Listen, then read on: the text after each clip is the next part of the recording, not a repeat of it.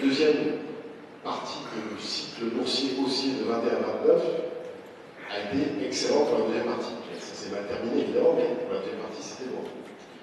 Pour le marché haussier de 87-2000, la deuxième partie était très bonne, et ça s'est terminé en mieux. Voilà.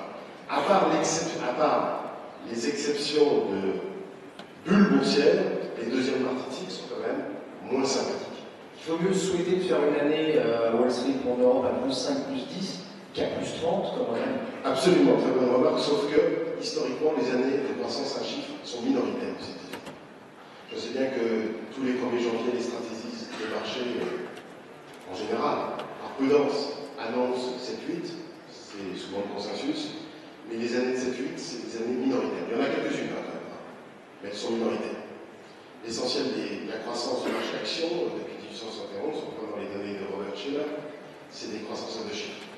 Sachant que ça baisse aussi. 2 années sur 3 ça monte, 1 année sur 3 ça baisse. Voilà le marché haussier action, vous avez cette représentation graphique qui est encore plus claire. Vous avez tous les marchés actions haussiers depuis 100 ans. Et celui-ci, celui dans lequel on est, le Barman, c'est le 5e, 180% en 5 ans, uniquement sur la performance de l'indice, sans compter les dividendes. Voilà. Mais il y en a eu les plus puissants qui ont surpris, notamment le plus grand, 87-2000. Il y a eu 21-29, 49-56, 82-87, etc. J'avance. Alors, c'est une performance, et vous avez commencé tout à l'heure, Sébastien, sur le marché européen, je vous dis qu'il fallait toujours commencer par le marché américain, mais c'est vrai que la performance des autres grands marchés a été beaucoup moins forte que sur le marché américain. Vous le voyez ici, le marché américain 180%, alors que là j'ai mis les dividendes réinvestis à plus de 205. Oui, UK c'est très loin derrière, c'est un peu plus de 80%, 120% des dividendes. La zone euro c'est 80%, 120% des dividendes, c'est pratiquement pareil que le FTSE.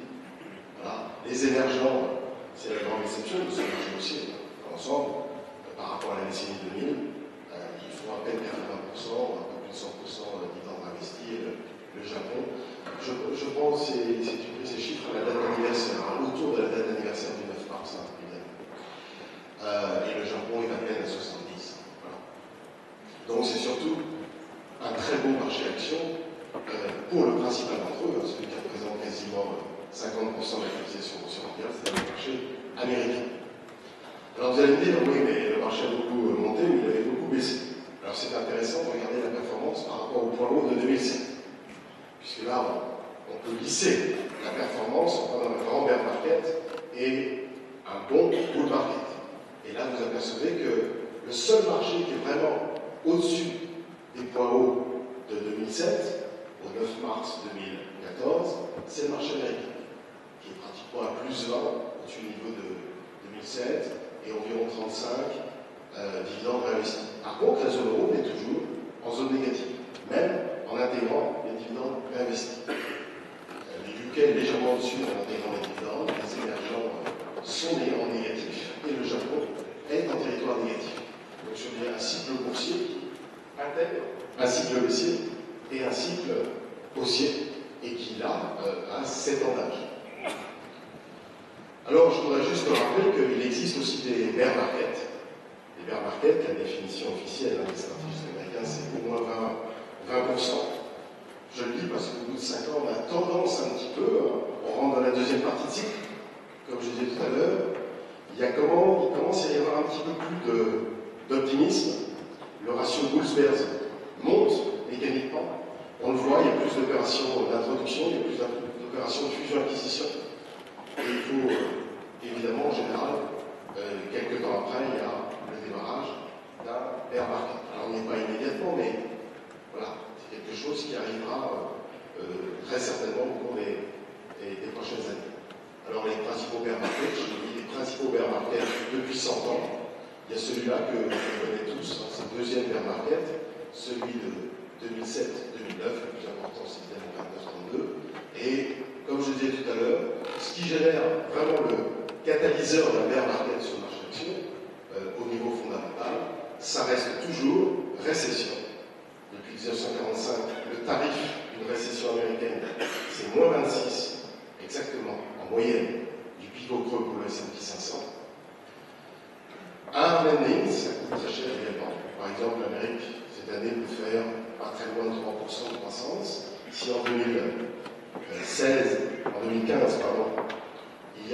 appelle un hardening, par exemple la croissance tombe de 3 à 1, il y aura également un bear market.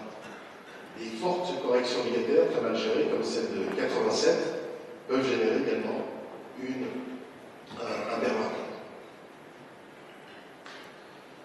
Il y a, alors, ce qu'on peut dire sur le marché action, pour finir de répondre à votre question, sur la valorisation, il y a la valorisation absolue, j'ai répondu tout à l'heure, et si je prends vraiment tous les critères, hein, le PER, trading, forward, le PER de Shiller, comme on dit, c'est-à-dire calculer le Shiller ratio, c'est-à-dire calculer sur les PER des 10 dernières années, qui est au-dessus de la tendance, le price to cash flow, le price to book, le price to sales, bref, tous les ratios, je fais la moyenne, en gros, il n'est pas attractif, il n'est pas nettement survalorisé, c'est sûr, mais il n'est pas attractif.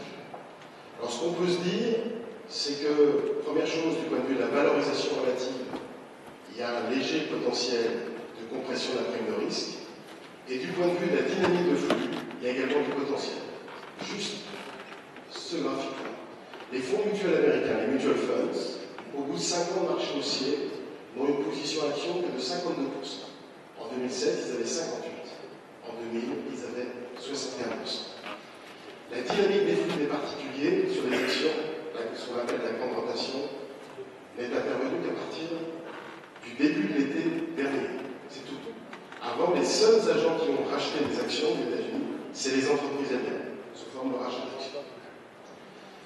Et dernier point, à propos de la valorisation, sur lesquels on se pose le plus de questions, est-ce qu'il y a un excès de valorisation sur les technos ou certains segments de techno qui nous rappelleraient un petit peu, à la faveur des fusions-acquisitions, qui nous rappelleraient un petit peu 99-2000. Alors si vous regardez le PER trading des technos en vert, vous voyez que ça monte, mais sur l'ensemble de l'indice, il n'y a pas de choses comparables à 2000.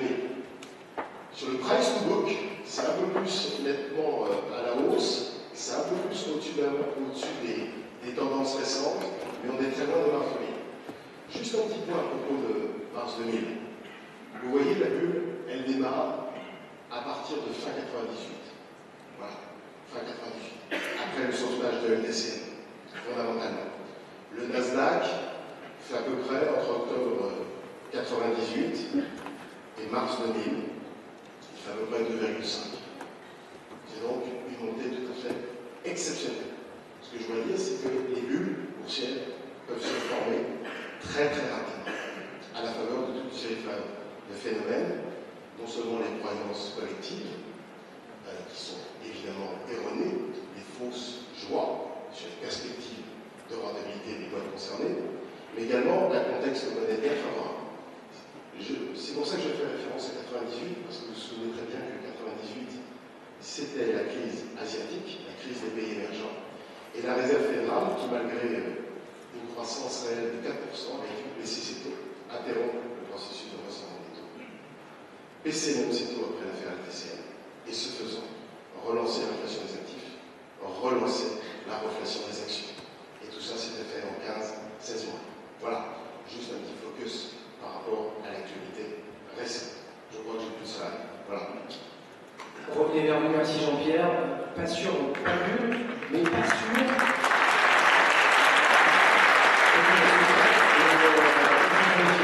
Je suis complètement d'accord que chez Eskelia, Jean-Jacques Olala, on est peut-être déjà en surchauffe sur le Nasdaq en tout cas.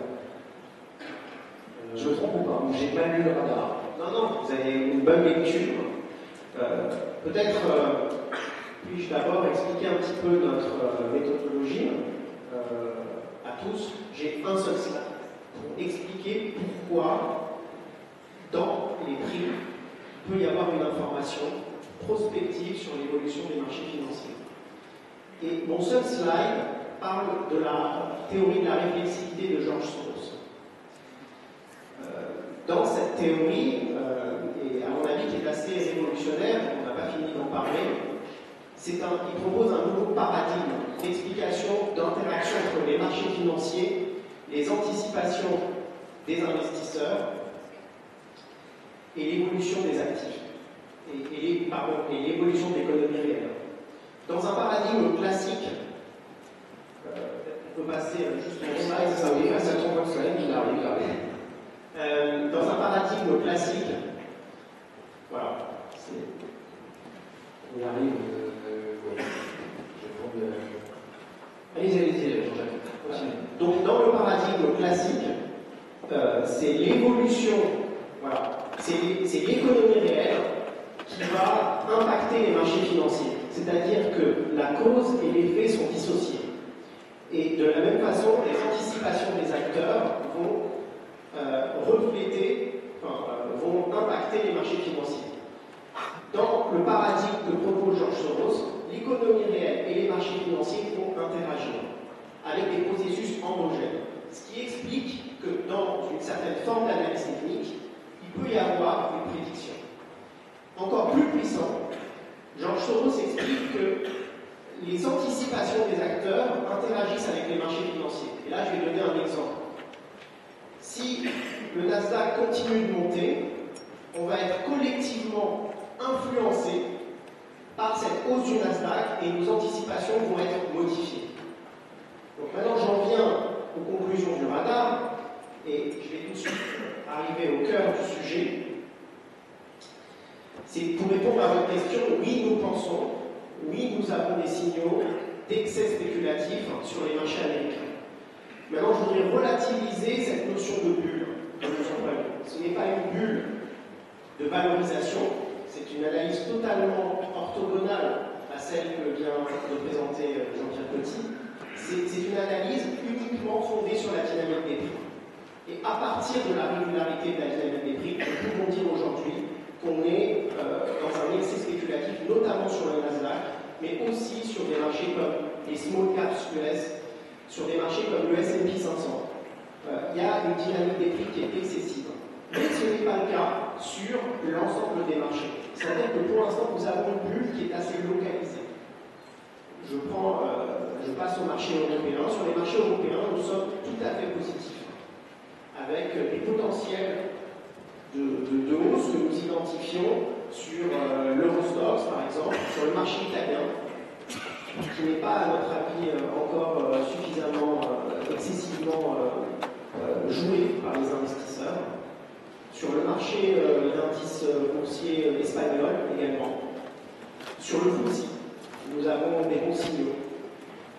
Et nous sommes en ce moment plus prudents sur l'Asie. Ce qui est intéressant, c'est que nous voyons une diversité des opportunités aujourd'hui apparaître sur les marchés émergents.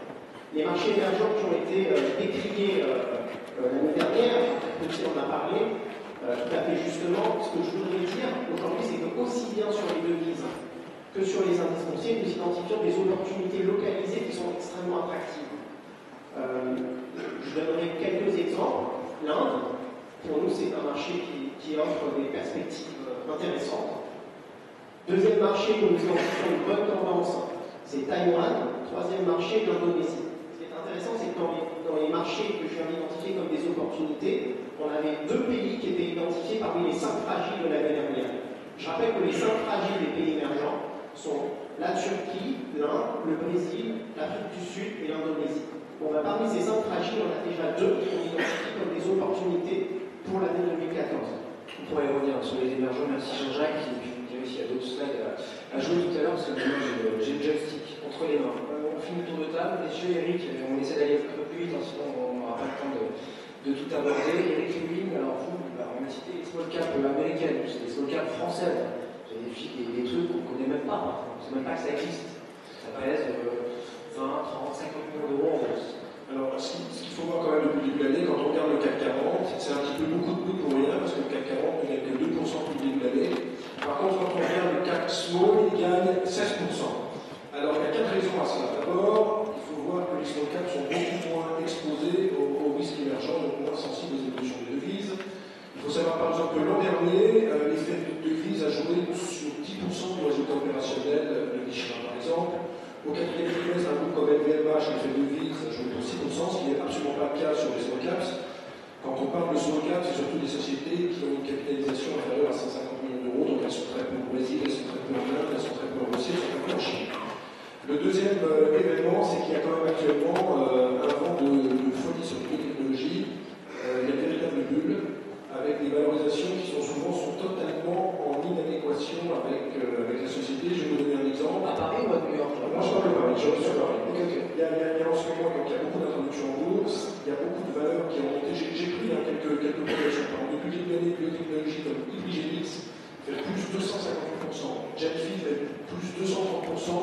et Nanobiotix fait 200%. Alors pour une fois, je vais donner quelques conseils. Je pense que le marché des biotechnologies est un marché de véritable bulle et il faut faire très attention. Si vous n'êtes pas un spécialiste du secteur, allez-y vraiment avec des pincettes. Vous connaissez des médecins, connaissez des pharmaciens, connaissez des spécialistes.